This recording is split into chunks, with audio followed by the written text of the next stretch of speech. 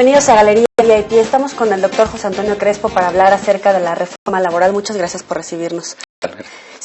Dos grandes temas. La primera, la parte política, la parte estrictamente laboral. ¿Cuáles serían los puntos más relevantes hasta este momento? Bueno, en la parte laboral está la cuestión de la contratación, o sea, se flexibilizan las condiciones de contratación y de despido también. Entonces, en la contratación está la contratación para prueba, para un periodo de prueba, que no está contemplado en la legislación vigente y que permite pues, contratar por 3 meses, por ejemplo, a una persona, ver si funciona, ver si está a gusto, ver si está a las expectativas y necesidades de la empresa que la contrata, y solamente se puede hacer por una sola vez, es decir, no se puede estar haciendo eso por varias veces porque sería eludir un ya definitivo. Entonces, a los 3 meses no funcionó, pues de todas maneras se le estuvieron pagando, se le estuvo cubriendo, digamos, las condiciones básicas de trabajo durante esos 3 meses, y si no funcionó, pues entonces se termina la obligación por parte del empresario. Nada más que ya no lo puedes volver a contratar, si lo contratas ya es de manera definitiva. Y también hay para entrenamiento, porque muchas veces decir, bueno, te vamos a entrenar en lo que se requiere y ver si efectivamente asumes el conocimiento y entonces se te contrata. Y de lo contrario, si no pudiste obtener los conocimientos que se requieren, y entonces simplemente no se le contrata. Esas son dos modalidades de la contratación que flexibilizan, porque entonces de esa manera se animan a los empresarios a contratar. ¿Para el primer empleo? No, ese es diferente. El primer empleo es para los jóvenes. Y también es de alguna manera un primer empleo que no implica necesariamente ya contratación de por vida o definitiva, sino simplemente un primer empleo, por ejemplo, durante un año, para evitar que los jóvenes que se les pide experiencia nunca logran la experiencia requerida. Entonces esto es también un primer empleo, pero que no implica una contratación definitiva. Son 3 modalidades distintas que hacen que el empresario tenga pues, mejores incentivos para contratar, porque si no funciona, ya sea un joven sin experiencia o alguien que lo vas a contratar y que aunque tenga experiencia no sabe si va a funcionar bien en tu empresa, o alguien que requiere de entrenamiento especializado. Si no funcionaron, entonces no los contratas, ya no hay la obligación para contratar, pero durante el tiempo que los tengas, pues les pagas y les das las condiciones normales para los trabajadores. La figura del outsourcing también ha desatado pues mucha polémica. Sí, porque implica contratar también temporalmente y no con todas las condiciones y no con todos los servicios y todas las que se requieren para el trabajador. Contratas a terceros. Entonces ahí eso tampoco estaba regulado, se hacía de todas maneras de manera informal, dándole la vuelta a la ley, y lo que no les gusta a los trabajadores en ese sentido es que pues precisamente quienes contratas por esta figura no van a tener todos los derechos ni la antigüedad de una contratación definitiva y permanente. Sin embargo, puede ser la forma de también flexibilizar un poco las cosas para la empresa, de que si tú requieres algún servicio, a lo mejor por una vez al año, pues no vas a tener un departamento especializado para eso, ya de manera definitiva, si es un servicio que requieres de vez en cuando. Entonces contratas a una empresa, tú te haces responsable de las condiciones de trabajo mientras están trabajando contigo, de esa tercera empresa, y cubren simplemente lo básico que requieres, a lo mejor es una vez de por vida, ¿no? A lo mejor es un servicio que requiere solamente una vez o una vez por año. A través de las redes sociales muchos han manifestado su duda y su inquietud respecto a despidos masivos y una contratación a través del outsourcing. ¿Es posible? Tal vez, pero en todo caso, si ya son gente que está contratada, entonces tienes que de todas maneras enfrentar las condiciones de la ley, en donde los trabajadores pueden decir, a ver, me está despidiendo inadecuadamente, ¿no? Pero además hay otro candado en la ley que se metió, que es, tú no puedes contratar mediante outsourcing la actividad principal de la empresa. Tienen que ser actividades tangenciales o laterales. La principal tiene que ser con trabajo definitivo. Entonces, vas a despedir trabajadores que están abocados a la actividad central de la empresa, no lo puedes hacer.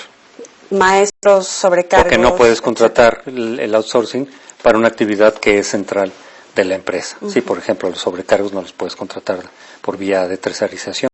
¿Y los sueldos? Se ha mencionado mucho el 7 pesos. No, el contrato por horas, que es la otra parte también de flexibilización, que de hecho puede beneficiar a mucha gente que no puede trabajar las 8 horas por completo. Hay gente que dice, yo puedo trabajar medio tiempo, 3 horas, no me contratan porque entonces cuando me dicen, oye, yo necesito 8 horas, yo no puedo. El propio trabajador, estudiantes, amas de casa que podrían trabajar por horas, no son contratadas porque no pueden ellos cubrir 8 horas. Pero no se les paga 7 pesos, se les paga toda la jornada de salario mínimo, que es muy bajo de todas maneras en México, pero si te contratan por 1 hora o 2 horas, te van a pagar 60 pesos por la jornada, es decir, toda la jornada de salario mínimo. Ese es un gran debate que ha desatado principalmente la bancada del PRD. Sí, pero la información no es exacta. No se paga el salario mínimo fragmentado por hora, se paga toda la jornada, que son aproximadamente 60 pesos, depende del estado del que estemos hablando, pero no es cierto que se paga fragmentado por hora, se paga toda la jornada. ¿En sí la reforma generaría mejores condiciones salariales? No, salariales no, porque la situación en México es bastante deplorable. No es una situación que vaya a mejorar la situación general de los trabajadores. Es simplemente que les ayuda a formalizar y en esa medida pueden obtener algunas condiciones mejores de las que se tienen por la vía informal, que es la que prevalece ahora cuando no se ajustan todas las condiciones a la ley actual. Es dar un poco más de flexibilidad que puede beneficiar en alguna medida a los trabajadores, no mucho, no es una reforma que esté pensada especialmente para los trabajadores. Para los trabajadores lo ideal serían las condiciones actuales. Lo que pasa es que eso afecta a la empresa. Muchas empresas con la ley vigente simplemente no pueden contratar nuevas plazas de manera definitiva, de manera de tiempo completo. Entonces se trata de proteger un poco también empresas, esencialmente medianas y pequeñas empresas que no pueden hacerse de todas las condiciones y las exigencias de la actual ley, y es flexibilizar la situación para que surjan estas empresas, para que no truenen, porque muchas simplemente no pueden hacer frente a estas condiciones y desaparecen. Bajo el presupuesto de que son las empresas medianas y pequeñas las que más empleo generan. Entonces en realidad está pensada para equilibrar las condiciones que deberían de prevalecer para los trabajadores con las posibilidades reales de sobrevivencia de las empresas, sobre todo pequeñas y medianas. De los salarios caídos también. Sí.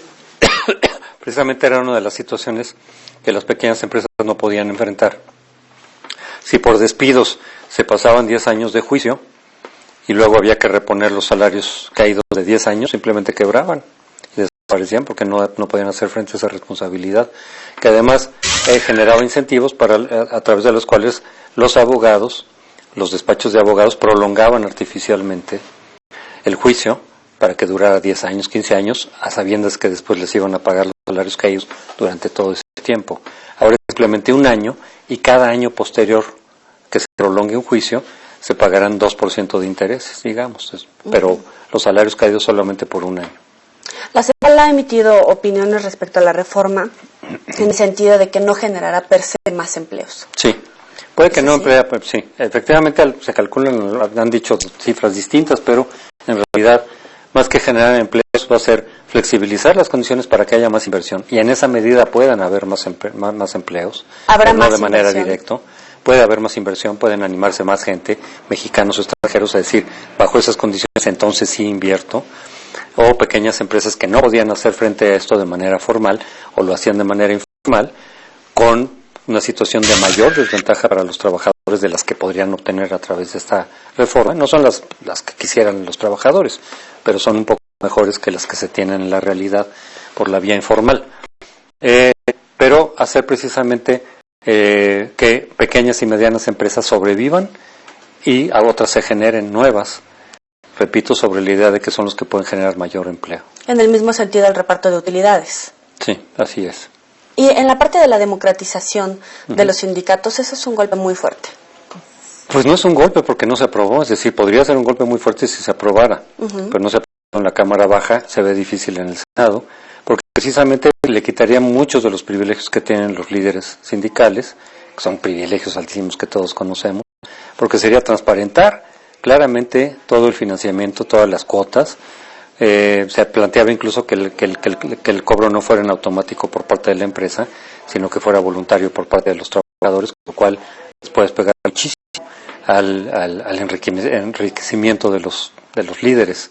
Y sobre todo que la elección de sus líderes sea por voto secreto, porque se sabe que siendo de voto abierto, pues se puede ejercer mucha presión y mucha coacción sobre los trabajadores en beneficio de los líderes. Entonces, el voto secreto es algo fundamental, pero no se está siendo contemplado como algo obligatorio. Entonces pueden seguir haciéndolo con voto abierto, con lo cual pues en realidad no hay libertad de voto.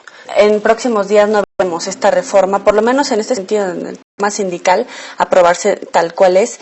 ¿Y cuál sería como el precedente que le deja al presidente electo Enrique Peña Nieto al recibir esta reforma y tratar, obviamente, en la siguiente legislatura de volver a meter algún indicio en este sentido? Pero le puede servir también para decir, bueno, ya pasó la reforma, pasó lo que se pudo pasar de acuerdo con las fuerzas políticas y dejarle en paz. Igual y la otra posibilidad es decir, ya se logró en la parte comercial, en la parte económica, la flexibilización que las empresas requerían, repito, sobre todo las pequeñas y medianas, ya se logró un mayor equilibrio con lo que puede ser mayor inversión, mayor productividad. Entonces, la parte sindical no pasó, pues ya, eso es lo que pasó y punto. A lo mejor ya le dan la salida para no tener que entrar otra vez a este tema. ¿Cómo termina el sexenio del presidente del empleo? Pues con muchísimo desempleo. Evidentemente no cumplió las expectativas que él generó como una de sus principales ofertas, porque además se concentró básicamente en el combate con el narcotráfico. Esa fue la principal política pública de este sexenio, arroja resultados desastrosos, pero ese fue realmente su eje gubernamental, no la creación de empleo. Entonces en realidad fue una oferta de campaña, la principal, que dejó totalmente olvidada al llegar al poder. ¿El tema de los ninis es responsabilidad estrictamente del gobierno federal?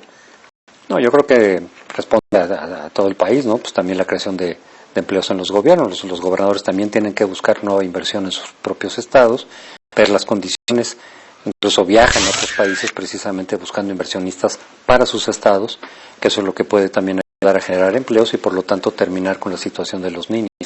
No es solo responsabilidad federal. Vamos a hacer una pequeña pausa y después, si me lo permite, algunas luces de esta reforma, a lo mejor en el sentido positivo. Ya volvemos con ustedes.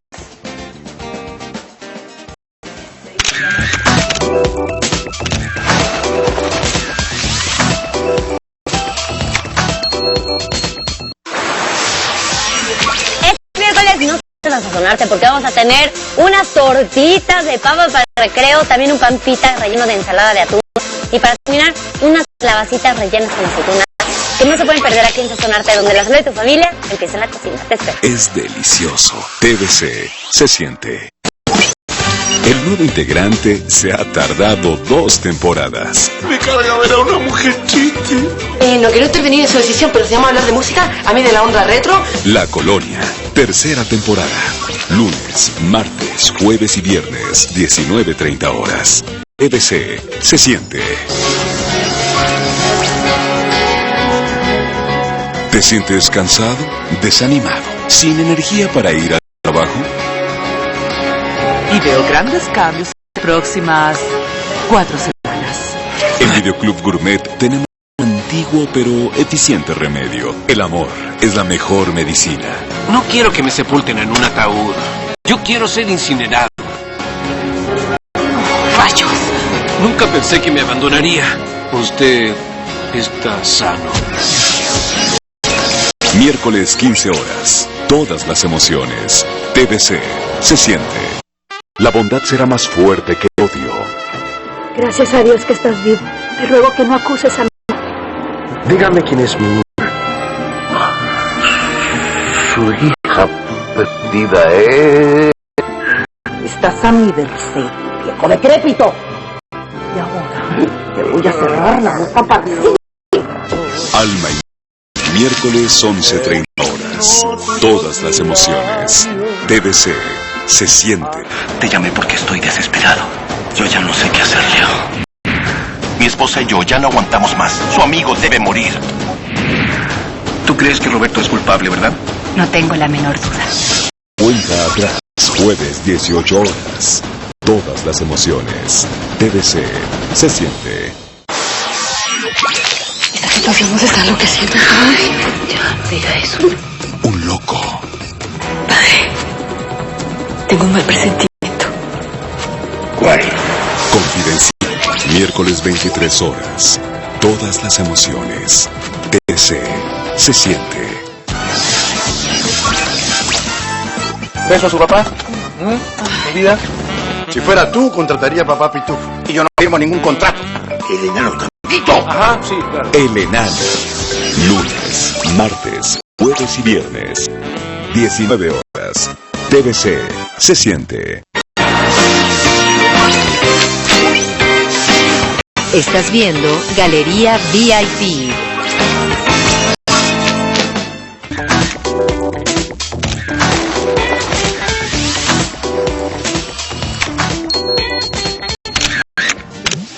Gracias por continuar en Galería VIP.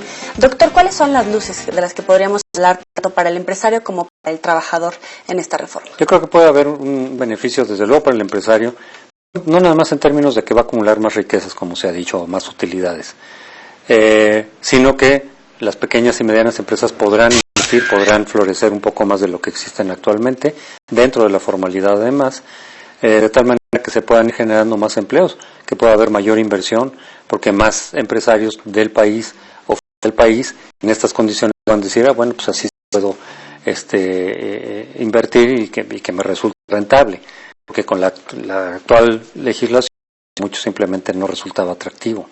Entonces, se trata de estimular que se generen más empresas, para que a su vez generen más empleos, que no va a ser un impacto directo, pero en la medida en que se puedan generar mayor inversión y que puedan surgir o sobrevivir mayor número de empresas, sobre todo de las pequeñas, puede haber más oportunidades para los trabajadores, más empleos en realidad. ¿Cuántos? Pues ya iremos viendo. Y para el trabajador que se maneja de manera informal, el que acepta un trabajo informal, porque de lo contrario no le van a dar uno formal, bajo la actual legislación, puede ser mejor esta ley de pasar a la formalidad, porque va a tener algunas mejores condiciones de trabajo que las que tienen la informalidad.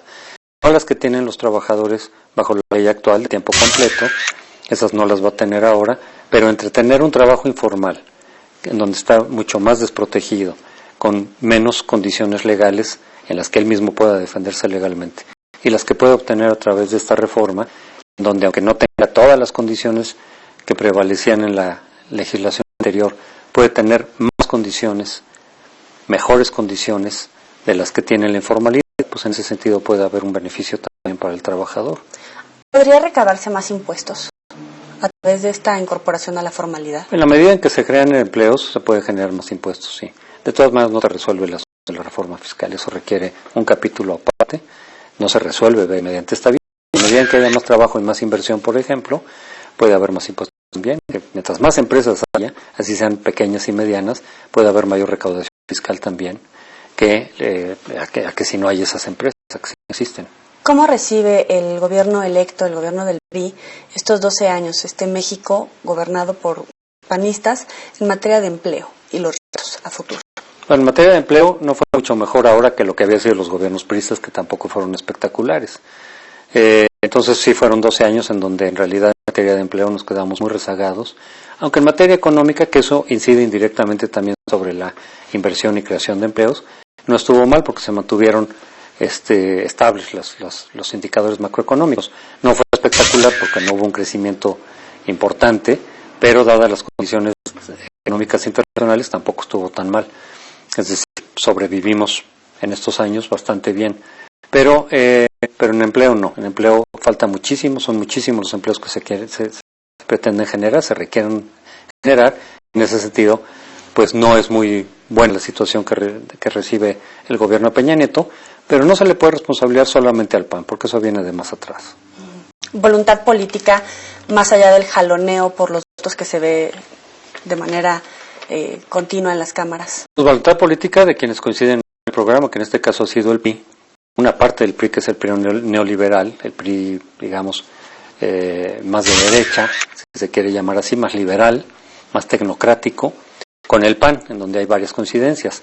El PRI nacionalista revolucionario, que también es muy fuerte, el añejo, el más antiguo, digamos, pues no ve bien esta reforma. Sin embargo, hubo una moneda de intercambio que fue: acepten flexibilizar ciertas condiciones laborales a cambio de no tener privilegios políticos y económicos de los líderes sindicales. Esa fue la moneda que quedó dentro del propio PRI.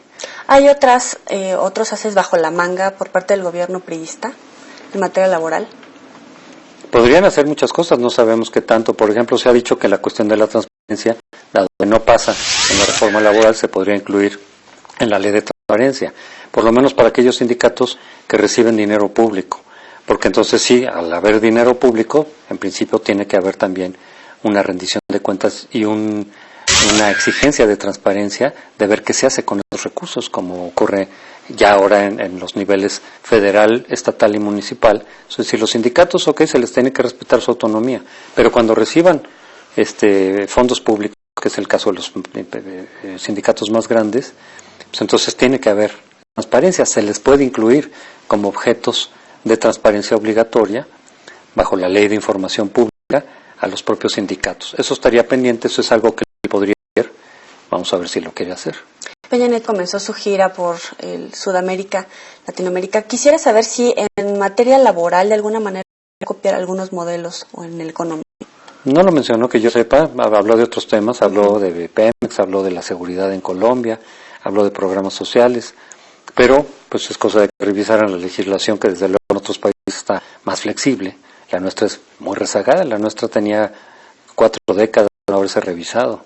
Entonces yo creo que puede haber en América Latina algunos ejemplos que revisen los priistas, pero repito, si esta reforma ya va a salir como va a salir, le dejan libre a Peña Nieto decir, pues ya salió la reforma laboral lo que pudo, no tendría por qué volver encima de la reforma laboral, porque ya va a salir lo que finalmente pudo salir. Doctor, usted como especialista en este tema, ¿dónde tienen que poner la atención los próximos gobiernos en este sentido laboral?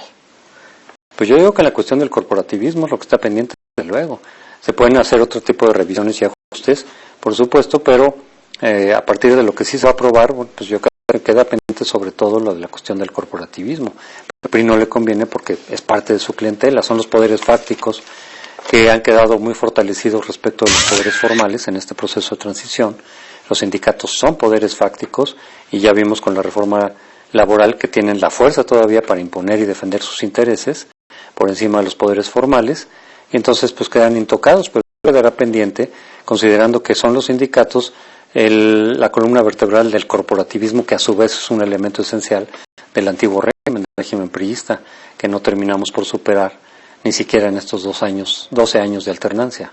¿Se estarán sometidos las cámaras a el poder y la decisión del PRI por la manipulación que puede tener a través de votos? Sometidos no, pero desde luego que el PRI mayoría en la Cámara Baja, junto con sus aliados, con una mayoría absoluta pequeñita, pero suficiente para poder detener las leyes que no les convengan y poder promover las leyes que sí les convengan. No tienen mayoría absoluta en el Senado, pero pues con que controlen una de las dos cámaras pueden parar las leyes que no consideren aceptables. Tampoco tienen la garanía de impulsar las leyes que consideren adecuadas, salvo que hagan coalición con algún otro partido. De alguna manera es un pago de favores esta transición entre el PAN y el PRI debido al apoyo que le dio el PRI al PAN en el sexenio pasado. No lo creo, no. O sea, el PAN simplemente está aceptando el resultado de Peña Nieto porque considera que fue válido y no tiene, digamos, quejas propias de decir nos hicieron fraude o algo por el estilo.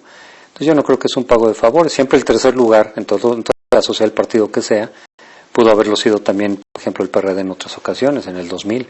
Quien queda en tercer lugar simplemente no tiene un interés directo en impugnar el resultado electoral, que no le afectaron directamente, a lo mejor no tiene condiciones tampoco para decir que hubo fraude, como el PRI en 2006 dijo, bueno, pues así fraude, pues no lo vemos por dónde. Y tampoco tiene incentivos para desconocer el resultado o impugnar la elección, entonces se convierte en un factor de estabilidad, pero más allá de los favores que se puedan intercambiar los partidos. El PRD continúa amagando con la resistencia civil, la violencia, los levantamientos, con todo este tipo de reformas y lo sigue anclando. ¿Puede llegar a darse un estallamiento social? No, un estallido social como lo han planteado no creo. A nivel local sí, lo hemos visto, pero a nivel nacional no lo creo. Pero sí de todas maneras refleja una falta de compromiso democrático en el sentido de decir, a ver, si ni siquiera cuestionaron la elección legislativa, cuestionaron la presidencial, en contradicción, porque si la presidencial estaba mal, pues la legislativa también. Pero bueno, esa falta de coherencia, al decir la legislativa está bien, entonces si la están validando, entonces decir, bueno, pues entonces los congresos, las cámaras legislativas, están reflejando la voluntad de la ciudadanía. Si hay mayoría de PRI y PAN en ambas cámaras, ¿por qué se van a oponer a cualquier reforma que surja a partir de un voto del PRI y del PAN? en cualquier tema.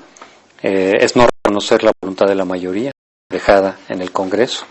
¿Cómo deberá ser la posición del PRD, sobre todo ahora que se ve una división entre los principales candidatos, justo para apoyar o no todas las reformas que vienen? Ellos pueden estar de acuerdo o no con las reformas que surjan, sobre todo las que se pueden negociar entre el PRI y el PAN, pueden no gustarles, porque contrarias a su ideología. Pueden tratar de incidir sobre las legislaciones para aminorar, digamos, el efecto que ellos consideren negativos o incorporar algunos elementos que puedan entrar en la legislación. Pero si en lugar de eso simplemente toman tribunas, se salen de la Cámara, etcétera, pues no van a incidir, se van a automarginar, como de alguna manera se automarginaron en el 2006, en todo el sexenio. Entonces más bien quedan afuera, haciendo ruido, haciendo protesta, no logran incidir directamente sobre la legislación y pues quedan marginados. Viene la destrucción de las boletas de las dos últimas elecciones. ¿Cómo será? Bueno, pues es que por ley se tienen que destruir, pero en el caso de 2006 me parece a mí, donde hubo dudas por el margen tan estrecho, se podrían fotografiar las boletas antes de destruirse, para que quedara con fines de consulta estrictamente históricos y académicos, ya no políticos desde luego, pero para despejar las dudas de que lo que pudo haber habido, porque el quemarlas sin dejar ningún tipo de testimonio nos recuerda a las boletas quemadas en 88, donde claramente hubo fraude, ahí sí fue muy abierto, muy evidente, muy grande, pero queda la sospecha. A lo mejor probablemente no hay nada que ocultar, es decir, ya vimos en el 2002 que se abrieron más del 50% de casillas, de paquetes electorales, que no cambió la tendencia para nada. Pues probablemente eso pudo haber pasado en el 2006, pero si lo ocultan, pues entonces se manda el mensaje de decir, pues, quién sabe cómo estuvo la cosa, genera más dudas en lugar de generar certeza. Si se dejaran para consulta académica ya nada más, histórica, pues seguramente se podría llegar a la conclusión de que en realidad ganó Felipe Calderón. Todos los indicadores que tenemos estadísticos y de proyecciones de que ganó Felipe Calderón por un margen pequeño, pues no tendría por qué ser diferente. Si además la organización en 2006 fue igual que la del 2012 y ya vimos que abriendo paquetes no se alteraba la tendencia, pues no veo por qué tratar de ocultar eso. Lo único que van a lograr es que se asiente la sospecha de que en 2006 por lo menos las cosas no estuvieron tan claras. Peña Nieto y el PRI llegan con instituciones más fortalecidas después de todas las acusaciones de inequidad en la presentación del candidato en su momento en medios de comunicación, Monex, Soriana, etcétera, o continuamos como hace 6 años. No, bueno, es que mucha gente sí prefirió creer que había habido todo ese fraude y que era determinante en el resultado, porque irregularidades desde luego que hubo, pues siempre las hay. En todas las elecciones mexicanas y en las de otros países democráticos siempre hay algún tipo de inequidades, irregularidades, de escándalo con dinero, eso casi siempre ocurre en todas las elecciones. Pero la pregunta debe ser en términos democráticos si es determinante sobre el resultado o no. Si no es determinante sobre el resultado, pues entonces las inequidades pues ahí están, pero no vale la pena invalidar una elección por cualquier inequidad o irregularidad que haya, porque entonces nunca vamos a tener elecciones. Todas se van a invalidar, absolutamente todas, o el 95% se van a invalidar. Entonces la pregunta es si son determinantes o no. Si no son determinantes, pues entonces se pueden sancionar las irregularidades en los términos de la ley, pero no invalidar la elección.